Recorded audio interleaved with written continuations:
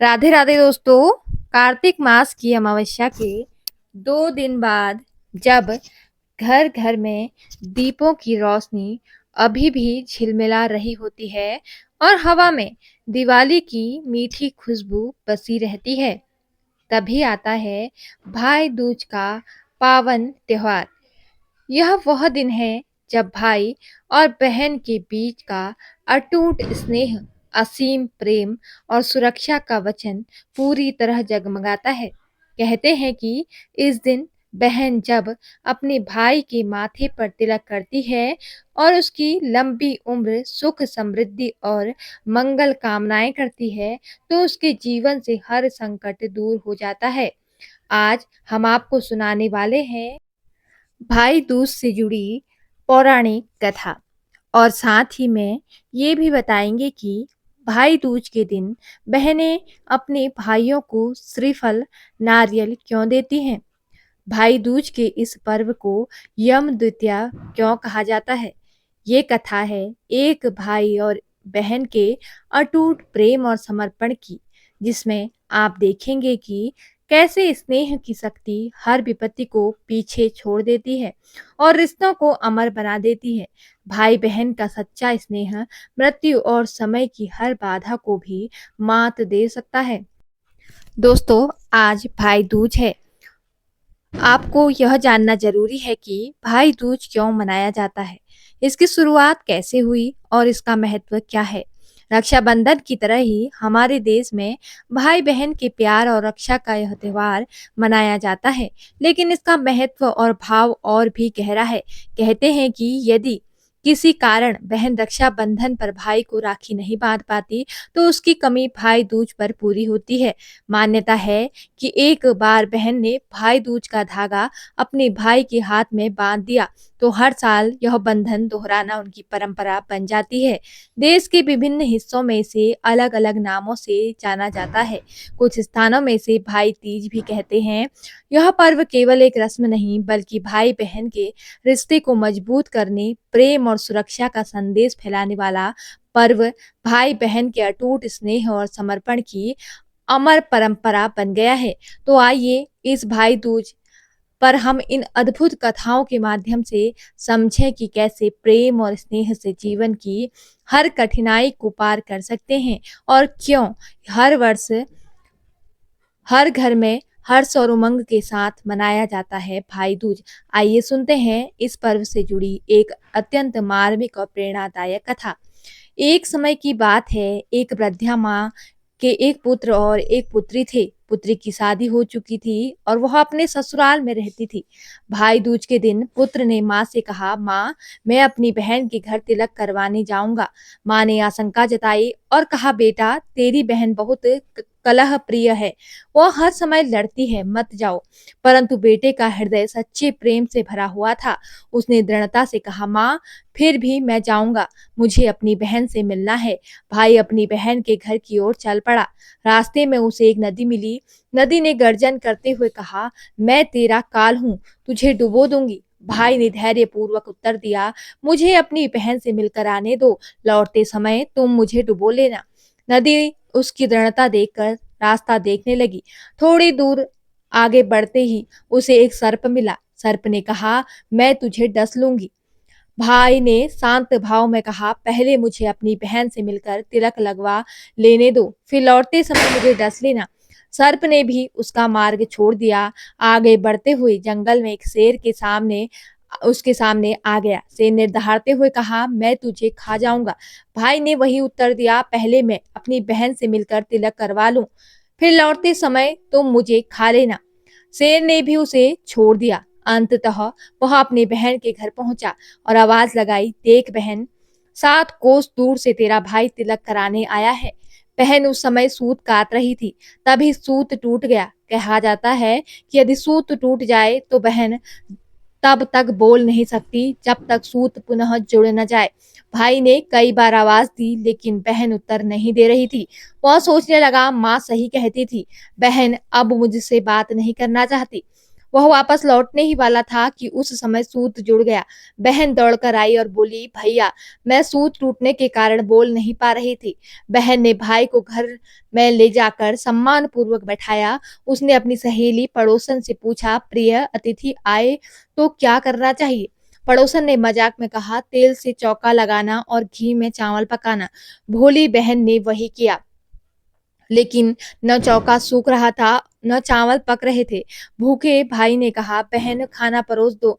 बहन बोली, भैया, चौका सूखता नहीं और चावल पकते नहीं। भाई मुस्कुराए और बोले, अरे मेरी भोली बहन, कभी तेल का चौका सूखता है क्या? और कभी घी में चावल पकते हैं क्या? पानी का चौका लगा और पानी में चावल चढ़ा। बहन ने वैसा ही किया, चौका सूख गया और चावल पक गए। उसने प्रेम से भाई को भोजन कराया और तिलक लगाया। कुछ दिन बाद भाई बोला, अब मैं घर लौटता हूँ, माँ अकेली है। अगले दिन सुबह बहन ने गेहूं पीसकर लड्डू बनाए। कुछ लड्डू भाई के लिए बांधे, कुछ बच्चों के लिए रखे। भाई अपने घर चला गया।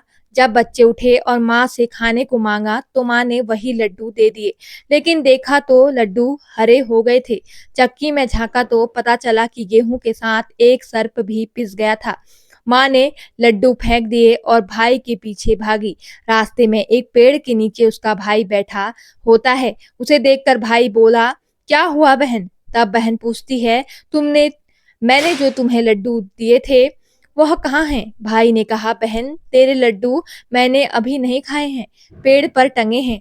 लो। वह पेड़ से लड्डू उतारती है और वहीं गड्ढा खोदकर लड्डुओं को गाड़ देती है।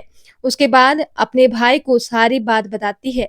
भाई बोला, बहन, तूने एक बार तो मुझे मौत से बचा लिया, लेकिन मैं पीछे कईयों को वचन देकर आया हूँ। बहन ने कहा, भाई, तुम क्या कह रहे हो? मुझे कुछ समझ नहीं आ रहा। तब भाई अपनी बहन को सारी बात बताता है। वे दोनों बैठकर वहां बात कर ही रहे होते हैं कि बहन भाई से पानी मांगती है। भाई बोला, थोड़ी दूर एक तालाब है, वहां से मैं अभी पानी लेकर आता हूँ। बहन बोली, मैं खुद जाती हूँ और पानी पीकर वापस आती हूँ। वह पानी पीने तालाब पर पहुंचती है तो देखती है कि वहां एक बुढ़िया बैठी हुई है। वह उसके पास जाकर पूछती है, माँ, तुम यहाँ क्यों बैठी हो? तब वह बुढ़िया बोलती है, मैं विधाता हूँ, एक बहन के भाई की तांत गाड़ रही हूँ। तब वह पूछती है, माता, वह कौन सा भाई है? तब विधाता बोलती है, एक भाई जिसके प्यार में उसकी बहन ने सर्प की हत्या कर दी। बहन सोचती है, यह तो मेरा ही भाई है। वह घबरा जाती है और विधाता से पूछती है, हे माता, उस भाई को इस श्राप से बचाने के लिए क्या करना होगा? विधाता उसे बताती है, उसकी एक बहन है। जब वह उसे गालियां दे और उसकी शादी होने तक यदि वह हर घात को टाल देती है तो उसका भाई बच सकता है। वह तुरंत अपने भाई के पास जाकर कहती है, भाई, मैं तुझे माँ के घर तक छोड़ने चलूंगी, लेकिन रुक, मैं अभी आती हूँ। और वह शेर के लिए मांस, सर्प के लिए दूध और नदी के लिए उड़नी लाती है। दोनों भाई बहन आगे बढ़ते हैं। रास्ते में उन्हें पहले शेर मिलता है। जैसे ही वह भाई को खाने के लिए आगे बढ़ता है, बहन उसके आगे मांस का टुकड़ा डाल देती है। शेर मांस के टुकड़े को खाने में लग जाता है और दोनों भाई बहन आगे बढ़ते हैं। कुछ दूर जाने के बाद उन्हें वह सर्प मिलता है और जैसे ही सर्प उसे डसने के लिए आगे आता है, बहन सर्प के आगे दूध का प्याला रख देती है। सर्प दूध पीने लगता है और वह दोनों अब आगे चलने लगते हैं। रास्ते में उन्हें नदी मिलती है जो भाई को डुबोने को तैयार होती है, पर बहन नदी को ओढ़नी उड़ा देती है। तत्पश्चात खुश होकर नदी रास्ता दे देती है। अब वह दोनों भाई बहन आगे बढ़ते हैं और अपने घर पहुंच जाते हैं। बेटी को देखकर माँ खुश हो जाती है, पर बहन उसी समय भाई को गाली देने लगती है। तब माँ बेटे से कहती है, इस झगड़ालू बहन को क्यों ले आया? तब भाई बोलता है, माँ, बहन तो बहुत अच्छी थी, पर पता नहीं इसे आते ही क्या हो गया। थोड़े दिनों में भाई का रिश्ता आता है। तब सब कहते हैं, बहन पागल तो है पर भाग्यवान है। पर जब ससुराल वाले सगाई के लिए मिठाई लाते हैं तो बहन कहती है, इसकी मिठाई क्यों बांटते हो? पहले मेरी मिठाई बांटो। कई बड़े बुजुर्ग बोले, इसे भी भाई के साथ बैठा दो। सगाई शुरू होती है और वहां आग लग जाती है। बहन को पता था कि इसके भाई का घात है। उसने तुरंत ही वह आग बुझा दी। अब कुछ दिनों बाद शादी के कार्यक्रम शुरू होते हैं, परंतु बहन हर समय भाई के साथ रहती थी। जब भाई की निकासी होने लगी तब बहन बोली, अरे इसकी निकासी क्यों करते हो? पहले मेरी निकासी करो और इसे पीछे के दरवाजे से लेकर जाओ। बहन के इतना बोलते ही आगे का दरवाजा टूटकर गिर जाता है। सब कहते हैं भले ही बहन झगड़ालू है, पर बार बार भाई की जान बचा रही है। जब भाई फेरों में बैठता है तो फिर बहन कहती है, इसकी जगह मैं फेरों में बैठूंगी। शादी के बाद जब दूल्हा दुल्हन की रात जागती है तो बहन कहती है, इसकी नहीं, पहले मेरी रात जगाओ। कई लोग बोले, बीच में पर्दा लगाकर इसे भी साथ में सुला दो। रात में जब भाई और भाभी सो जाते हैं तब वहां एक सर्प आता है। बहन तो तैयारी में ही बैठी थी, वह उसे पकड़कर टोकरी में रखकर सो जाती है। आज वह कई दिनों से निश्चिंत होकर आराम से सोती है। इधर उसकी माँ सोचती है, बेटी के उठने से पहले ही मेहमानों को विदा कर देती हूँ, वरना फिर शोर मचाएगी।